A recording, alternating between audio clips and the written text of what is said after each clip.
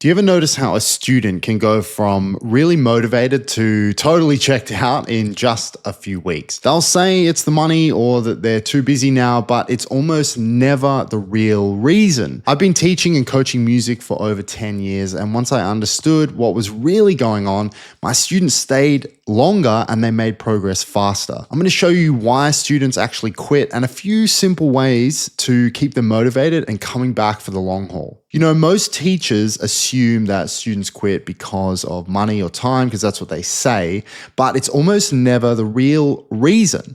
In my experience, people stop lessons when they stop feeling progress. When the excitement fades and when every week starts to feel the same, motivation kind of disappears. And it's not that they suddenly can't afford it, it's that they no longer see the point. And that usually comes down to three things, right?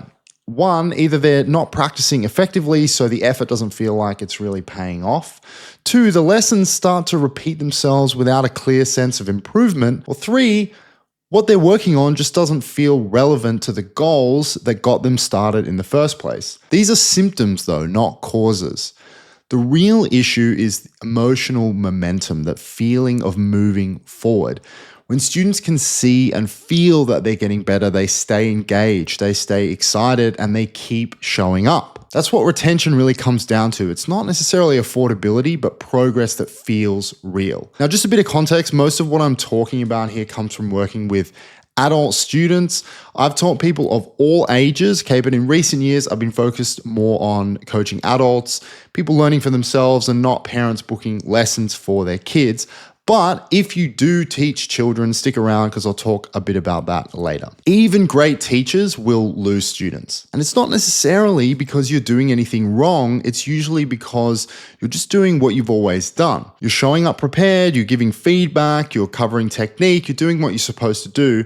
But the way the students experience progress isn't the same as how you see it. You can see improvement week to week, but they often can't. So from their perspective, it feels like they're working hard, but they're kind of staying still. And that disconnect between what you see and what they feel is what can kill momentum. Once you realize that, everything else in this video makes sense. Because retention isn't necessarily about becoming a better teacher, it's about helping students see the progress you already know they're making. You can't stop every student from leaving, right? Obviously, life happens, but there's a lot you can do to make sure that fewer of them want to. You can always feel it when lessons start to go a little bit flat, right? You're showing up, the student's showing up, but every week feels a little bit like Groundhog Day. You're kind of repeating the same points, covering similar material, and it's starting to feel a bit less like teaching and more like babysitting. That's when the motivation kind of quietly dies, right? Because if a student can't see that they're getting better, they're going to assume that they're not. And once that belief sets in, it's hard to pull them back. Progress in music is slow and incremental, right? So students rarely notice it day to day. So if you're not deliberately showing them what's changed, they'll think that nothing has. That's why I always track progress in some way, even if it's short clips or a practice log or a quick list of wins from the last few weeks. When a student can look back and say, I couldn't do that a month ago, the whole energy kind of shifts. And when lessons start feeling repetitive, that's the signal. Not that the student's lazy, but that they've lost sight of their own progress. So how do you fix it? You make progress provable. Motivation isn't something students either have or don't. It's built through proof. The moment they can see their improvement, their confidence grows. And that's why setting clear milestones is one of the best ways to keep people engaged long term. It gives them short-term wins to look forward to and a reason to keep practicing in between the lessons. I like to break things down into mini goals. So instead of saying something like, all right, we're going to improve our timing, I'll say, look, by lesson 4, you'll be able to play this song smoothly at 90 BPM. That kind of goal gives every lesson a really clear direction and a finish line that they can visualize, a box that can be ticked. Even when progress slows down a little bit, those little milestones remind them that they're still moving forward. When students have proof that what they're doing is working, motivation stops being this fragile external thing. It becomes self-sustaining because progress itself becomes the reward. Motivation doesn't come first, it comes after progress. Once students feel results, That's what keeps them practicing. And this idea of showing students real progress, that's what I'm helping musicians do inside Musician Freedom. It's a free community where we break down how to make teaching more flexible, more profitable, and just way more rewarding, specifically online. So if you want to dig deeper into this stuff, the link for that is down below. The lesson you have with a student itself is only part of what keeps a student progressing. The real difference shows up between the lessons when they're on their own. If a student leaves not knowing exactly what to practice, or when you'll check in, they'll stray from the path. And that's when the momentum kind of dies. Accountability fills that gap, and not necessarily as pressure, just as connection. It reminds them that they're not learning in isolation anymore. I keep it simple, right? Every student gets a clear written practice plan, so there's no confusion about what to do week to week. I'll also check in with them in between the lessons, right? Hey, how's it going? Anything that you're stuck on? Just enough to remind them that I'm paying attention. When I'm coaching online, I also get them to send me short practice videos. And it's not always about like catching mistakes and stuff. It's about giving them space to show progress and just to know that someone's watching, right?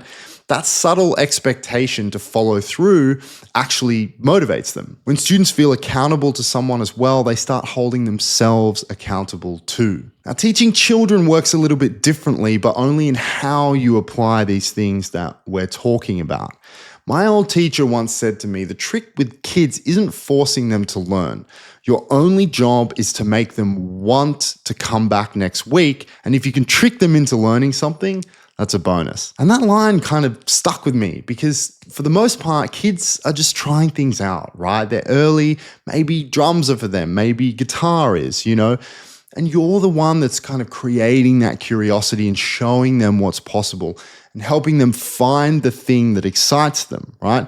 Your job isn't to push, it's to sort of spark interest, to make the experience fun and rewarding enough that they want to keep coming back. That curiosity comes before structure, and it's way more powerful than discipline, especially in the early stage. And the truth is that idea does kind of apply to every student and not just kids. Curiosity turns into commitment when lessons actually mean something to the student. Whether it's a 10-year-old or a touring professional musician, the principles are kind of the same. If the lessons don't connect to something personal, the motivation will fade quickly. So once you tap into why they're learning, it stops being about showing up for another session and starts being about chasing something that matters to them. Another big reason that students lose interest is when lessons stop feeling personal. If what you're teaching doesn't connect to why they started learning in the first place, motivation is going to drop fast. Every student comes in with their own version of why. Some want to finally play the songs they grew up loving, or others want to jam with friends or start gigging again after a big long break, right? The goal might sound similar, but the reason behind it is different for everyone. And that reason is what keeps them showing up. So even if you're teaching the same skill, the context needs to change slightly. If you're drilling scales, for instance, show them how it helps them nail the solo from their favorite song. Or if you're working on timing, tie it into how it'll make them sound tighter with their band. When you can connect every exercise to something that matters to them, lessons stop feeling like homework and start feeling like progress towards something they actually care about. That's what makes teaching feel exciting again for them and for you. So if you want to improve student retention this week, right, start with this one simple shift. Whenever you give an exercise, explain why it matters. Don't just assign something and move on, right? Connect it to the bigger picture. Show them how that scale, that metronome exercise, that groove directly helps them play the music that they care about. When students understand the reason behind what they're practicing, two things happen, right? They'll trust you more and they'll value the process more. And if you ever find yourself giving something that you can't clearly justify, that's also useful. It tells you that maybe it doesn't belong in the lesson plan. Retention isn't about fancy curriculums.